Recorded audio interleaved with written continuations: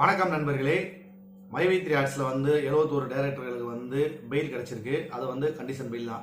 நேற்று நம்ம கார்த்திக் பிள்ளை அண்ணன் அவர்கள் இந்த வீடியோ ஃபுல்லா அப்டேட் பண்ணியிருந்தாரு. அதில் அவர் பல தகவல்கள் சொல்லியிருந்தாரு. எதுக்காக நம்ம காத்திருப்பு வச்சிருக்கோம் அப்படின்னா, ஆங்கிலத்தில் குறிப்பிடப்படும், அதாவது கோர்ட்டு சம்பந்தமாக கொடுக்கப்படும் சில தகவல்களில் உச்சரிப்புகள் தவறாக போகும் பட்சத்தில் அது வேற ஒரு அர்த்தத்துக்கு போயிடும். அதுக்காகத்தான் மெயினாக குறிப்பிட்டிருக்கிற சில அர்த்தங்கள், அதாவது நமக்கு தேவையான முக்கிய தகவல்களை மட்டும் நேற்று ஷார்ட்டாக ஒரு 2 நிமிஷத்துல ஒரு வீடியோவை கிரியேட் பண்ணி நம்ம போட்டோம். மேலும் பார்த்தீங்கன்னா கிட்டத்தட்ட அது ஒரு 8 பக்கங்கள் இருக்கு. அதாவது ரெண்டாவது பேஜ்ல இருந்து தான் அந்த கேஸ் டீட்டெயில்ஸ் எல்லாமே ஃபுல்லாக மென்ஷன் பண்ணியிருக்காங்க. அதுல நிறைய நமக்கு சாதகமாக தான் இருக்கு, எந்த ஒரு பாதகமும் இல்லை அப்படின்னு சொல்லி மேலோட்டமாக சொல்லி முடிச்சிருந்தேன். அதுக்கான முழு விளக்கத்தை கார்த்திக் பிள்ளை அண்ணன் அவர்கள் முழுமையாக சொல்லி முடிச்சிட்டாரு. சரி, இப்போ மேலும் சில தகவல்கள் இருக்கு. அது எல்லாமே நம்ம ஸ்டைலில், எப்பவும் போல நம்ம ஸ்டைலில் அது என்ன சொல்லியிருக்காங்க அப்படிங்கிறத உங்களுக்கு விளக்கமாக நான் சொல்றேன். பொறுமை இருக்கிறவங்க கண்டினியூ பண்ணுங்க, இல்லை இதெல்லாம் எங்களுக்கு தேவையில்லப்பா அப்படிங்கிறவங்க ஸ்கிப் பண்ணிட்டு வெளில போயிருங்க. மேலும் ஒரு சிறப்பான ஒரு விஷயம் சொல்றேன். இனிமே நம்ம கமெண்ட்ல யார் யாரெல்லாம் கமெண்ட் போடுறீங்களோ அவங்க கமெண்ட் எல்லாம் நம்ம சில நேரங்களில் பதிலாக சொல்லும்போது திருப்பி அவங்களுக்கு கேள்வி கேட்கறதுக்கான ஒரு வாய்ப்பு கிடைக்காது. ஆனால் இப்போ பார்த்தீங்கன்னா இந்த வீடியோல இருந்து நீங்க யாரா இருந்தாலும் உங்களுடைய கமெண்ட், அதாவது கமெண்ட்ல இருக்கிறவராக இருந்தாலும் இல்லாதவராக இருந்தாலும், ஆனால் நிச்சயமா உங்களுடைய பெயரை குறிப்பிட்டு, முடிஞ்சவங்க ஒரு இல்லாட்டி மாவட்டத்தை கூட குறிப்பிட்டு உங்களுடைய கேள்விகள் என்ன அப்படிங்கிறத போடுங்க. அதை நம்ம அடுத்தடுத்து வீடியோவா ரெடி பண்ணி நம்ம நைட் அப்லோட் பண்ண போறோம். ஏன்னா உங்களுடைய கேள்விகள் உங்களுக்கு மட்டும்தான் தெரியுது. நீங்க என்ன கேட்டிருக்கீங்க அப்படிங்கிறது மற்றவங்களுக்கு தெரிய மாட்டேங்குது. உங்களுடைய பேரோட சொல்லி இவர் இந்த கேள்வி கேட்டிருக்கிறார், இவருக்கு இந்த பதிலை நம்ம சொல்ல போறோம் அப்படிங்கிறத சொல்லும்போது மற்றவங்களும் அதே கேள்வி கேட்க நினைச்சிருக்கலாம், அதுக்கான பதில் கிடைக்காம இருக்கலாம். அவங்களுக்கு எல்லாத்துக்குமே அந்த பதில் கிடைக்கிறதுக்கு ஒரு வாய்ப்பு அமைய போகுது. நண்பர்களே, இப்போ நம்ம வீடியோக்குள்ள ஸ்ட்ரைட்டா போயிடலாம். ஃபர்ஸ்ட் பாத்தீங்கன்னா இந்த கேஸ் எப்படி போடப்பட்டது அப்படிங்கிறத ஃபர்ஸ்ட் பாராகிராஃப்லயே சொல்லியிருக்காங்க. அது வரிசையா வருது, ஒரு லைன் தனித்தனியா ஒவ்வொரு பேஜுக்கு வருது. அந்த ஒவ்வொரு பேஜையும் நம்ம முழுசா பார்க்காம நமக்கு தேவையான முக்கியமான சில தகவல்களை மட்டும் நம்ம பார்த்துருவோம். இதுல அவங்க மெயினா குறிப்பிட்டிருக்குது. ஏன்னா இதை நீங்களும் தெரிஞ்சுக்கணும். நிறுவனத்து மேல ஏதோ ஒரு பிரச்சனை இருக்கு, அது முடியவும் முடியாது, நமக்கு வாழ்க்கையில விடியவும் விடியாது அப்படின்னு சொல்லி யாரும் எதிர்பார்த்து கவலைப்பட வேண்டாம் அப்படிங்கிறத தெளிவுபடுத்துறதுக்காக தான் இந்த வீடியோ. இதுல பாத்தீங்கன்னா ஒரு எஸ்ஐ ஸ்லோ மோட்டோவா கேஸ் போடுறாரு. அதாவது எப்படின்னா, இந்த நிறுவனம் ஒண்ணு நடந்துகிட்டு இருக்கு. இதுல நிறைய திட்டங்கள், கவர்ச்சிகரமான திட்டங்கள், லாபகரமான திட்டங்கள் எல்லாமே இப்ப பண்ணிட்டு இருக்காங்க. இந்த திட்டங்கள் சரியா தான் போய்கிட்டு இருக்கா, இதுக்கு என்ன பண்றாங்க அப்படிங்கிறத விசாரிக்கிறதுக்காக தான் இந்த கேஸ் ஃபைல் பண்ணப்பட்டிருக்கு. ஸ்லோ மோட்டோவா, அதாவது மற்றவங்க கொடுத்த கம்ப்ளைண்டின் பேர்ல பண்ணாம இது இந்த மாதிரி பண்றாங்க. இப்ப எப்படியுமே சந்தேக கேஸ்ன்னு சொல்லுவாங்க பாத்தீங்களா, சந்தேக கேஸ்ல கூப்பிட்டு வந்திருக்கோம் அப்படின்னு நிரூபிக்கப்பட்டால் உள்ள வைக்கலாம், இல்ல அப்படிங்கிறப்ப வெளியில விட்டுருவாங்க. சந்தேக கேஸ்ல கூப்பிட்டு வந்தோம் அப்படின்றதுக்காக ஒருத்தர் மேல வழக்கு பதிவு பண்ண மாட்டாங்க. அதை பேசிக்கா வச்சிருப்பாங்க, சந்தேக கேஸ்ல வச்சிருக்கோம் அப்படிங்கிறது. அந்த மாதிரி ஒரு சந்தேகத்தின் அடிப்படையில இதை விசாரிக்கணும் அப்படிங்கிறதுக்காக போடப்பட்ட ஒரு வழக்கு அப்படிங்கிறது முன்பக்கத்திலே அந்த ஃபர்ஸ்ட் பாராகிராஃப்லேயே ஃபுல்லா தெளிவுபடுத்திருக்காங்க. இதுல நிறைய பேர் ஒரு வார்த்தை இதுக்கு என்னங்க அர்த்தம் அப்படின்னு கேட்டிருந்தீங்க. அந்த லூக்ரியேட்டிவ்னு சொல்லி போட்டிருக்காங்களே, அப்படின்னா என்ன, அதுக்கு என்ன அர்த்தம், இது வரைக்கும் நாங்கள் கேள்விப்படாத வார்த்தையா இருக்குது. எடுத்து நானுமே சர்ச் பண்ணி பார்த்தேன். அதுக்கு பாத்தீங்கன்னா லாபகரமான திட்டம் அப்படிங்கிற அர்த்தம் வருது. அதுக்கு என்ன பண்ணியிருக்காங்கன்னா, இப்படி ஒரு லாபகரமான திட்டத்தை அறிமுகப்படுத்தி மக்கள் கிட்ட கொடுத்துக்கிட்டு இருக்காங்க.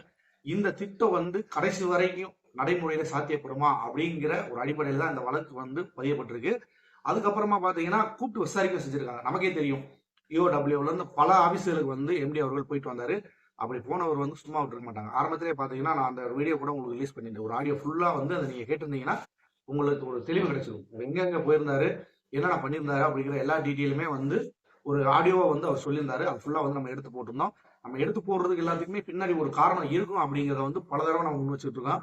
அதை நீங்க சாதாரணமா கடந்து போயிருவீங்க. முழுமையா கேட்டிருந்தீங்கன்னா இன்னைக்கு இந்த கேஸ் சம்பந்தமா நீங்க ஒரு ஜீனியராகவே இருந்திருக்கலாம். அந்த அளவுக்கு உங்களுக்கு நிறைய தகவல்கள் தெரிஞ்சிருக்கும். சரி வாங்க, இப்ப நம்ம இந்த தகவலுக்குள்ள போலாம்.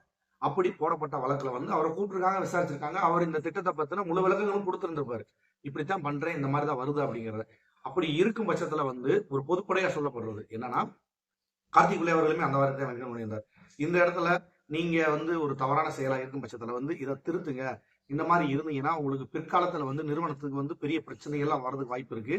இந்த திட்டங்கள்ல நடைமுறை சட்டத்துக்கு புறம்பா இருக்கிற மாதிரி இருக்கு, இல்ல எதிர்காலத்துல புறம்பா இருக்குன்னு சொல்லி யாராவது வழக்கு தொடுக்கலாம், புறம்பா இருக்குன்னே சொல்லி கூட யாரோ ஒருத்தர் உங்ககிட்ட கேள்விகள் கேட்கலாம். அதனால திட்டங்களை மாத்துங்க அப்படின்னு சொல்லியிருந்தா நிச்சயமா திட்டங்களை மாத்திருப்பாரு. ஏன்னா அவரே அடிக்கடி முன் வச்சதான் அரசாங்கம் என்ன வழிகாட்டுதல் கொடுக்குதோ அந்த வழிகாட்டுதலின் பேர்ல திட்டங்கள் மாற்றி அமைக்கப்பட்டு மறுபடியும் நடைமுறைப்படுத்தப்படும் அப்படிங்கிற ஒரு வார்த்தையை மென்ஷன் பண்ணியிருந்தாரு. இது ஆல்ரெடி அவருக்கு தெரிஞ்சிருக்கலாம். சரி, இதெல்லாம் தவறு அப்படின்னு சொல்லி ஒரு சுட்டி காட்டுறதுக்கு வாய்ப்பு இருக்கு. ஏன்னா அவங்க சொல்லும்போது நமக்குன்னு ஒரு லீகல் டீம் இருக்கு. அந்த டீம் வந்து கன்சல்ட் பண்ணும்போது சொல்லியிருப்பாங்க, சரி இந்த திட்டங்களை வந்து அடுத்தடுத்து நம்ம மாத்திக்கலாம். அவங்க எந்த ஒரு அடிப்படையில மாத்திக்கலாம்னு வச்சிருக்காங்கிறத அடுத்த வீடியோல சொல்றேன். ஏன்னா அது கூட சேர்த்து சொன்னாதான் உங்களுக்கு விவரமா புரியும். இந்த திட்டத்தினுடைய அடுத்த கட்டம் என்னவா இருந்திருக்கும் அப்படிங்கிறது வந்து எல்லாரும் கேள்விக்குறியா இருக்கு. அதை விளக்கமா வந்து அடுத்த வீடியோவில் நான் சொல்றேன். இப்போ இந்த இதுல வந்து இந்த டீட்டெயில்ஸ்ல என்ன சொல்லியிருக்காங்க அப்படிங்கிறத மட்டும் நம்ம பார்த்துக்குவோம்.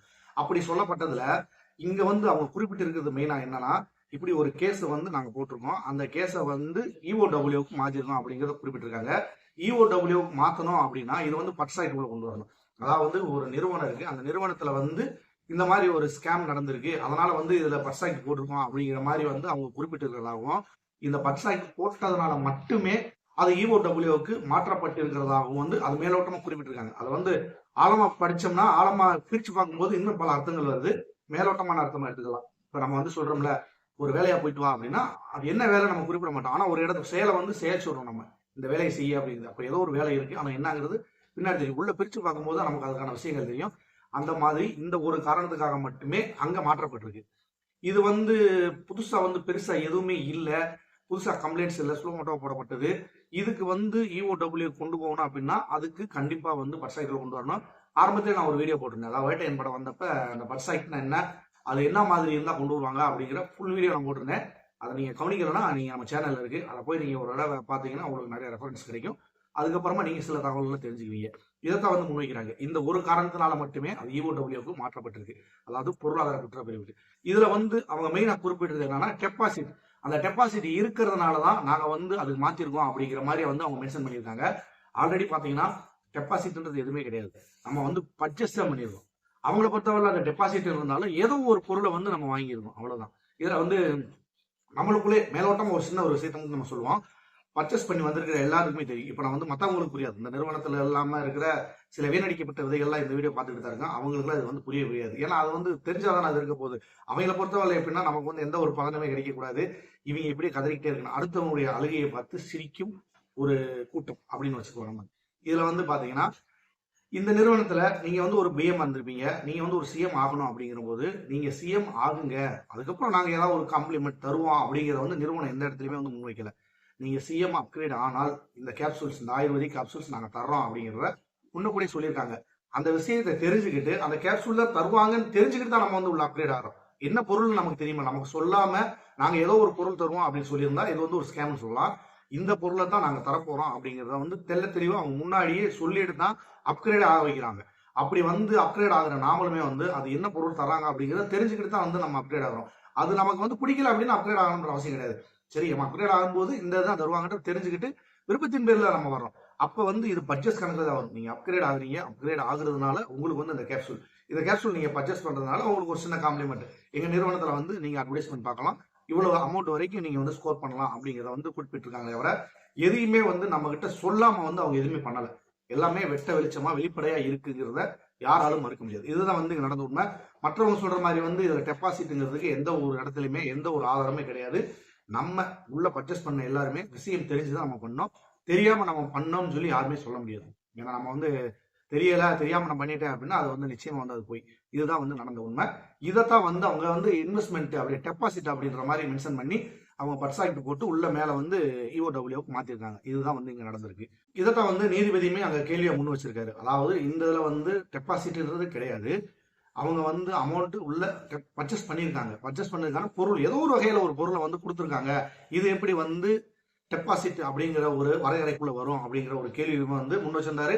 அது நம்மளுமே வந்து வீடியோ வடிவிலே நம்ம பார்த்தோம். இது எல்லாத்துக்குமே தெரியும். ஆனா அதை வந்து இங்க வந்து அவங்க மென்ஷன் பண்ணல.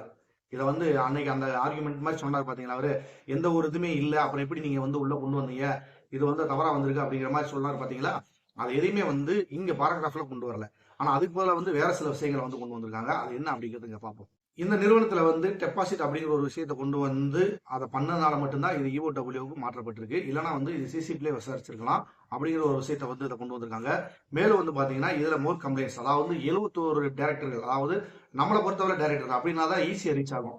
எல்லாருமே டைரக்டர்கள் கிடையாது. அதை மொத்தமா டைரக்டர்கள் அப்படின்னு ஒரு கூட்டமைப்புல கொண்டு வந்தா மட்டும்தான் எத்தனை பேர் இருக்காங்க அப்படிங்கிற முழு விவரம் உங்களுக்கு தெரியும். இப்படி கொண்டு வந்துமே உங்களுக்கு நிறைய பேருக்கு வந்து குழப்பமாயிடுச்சு. வெறும் 16 பேருக்கு தான் வந்து பெயில் கொடுத்துருக்காங்களா, மற்றவங்களுக்கு கொடுக்கலையா அப்படிங்கிற ஒரு கேள்வியெல்லாம் முன் வச்சிட்டாங்க.